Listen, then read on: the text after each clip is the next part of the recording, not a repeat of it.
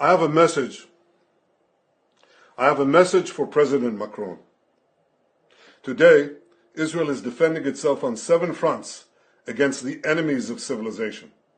We're fighting in Gaza against Hamas, those savages who murdered, raped, beheaded, and burned our people on October 7th.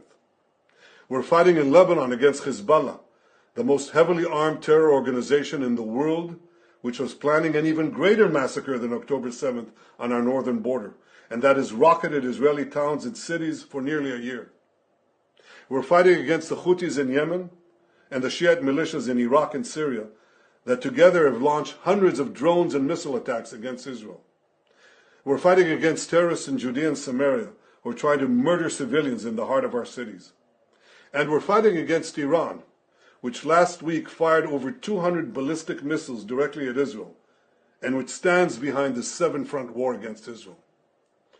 As Israel fights the forces of barbarism led by Iran, all civilized countries should be standing firmly by Israel's side. Yet President Macron and some other Western leaders are now calling for an arms embargo against Israel. Shame on them.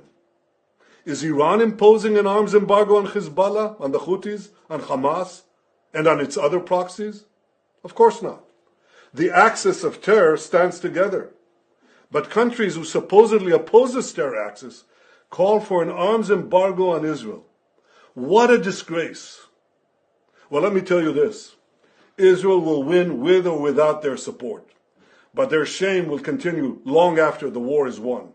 For in defending ourselves against this barbarism, Israel is defending civilizations against those who seek to impose a dark age of fanaticism on all of us.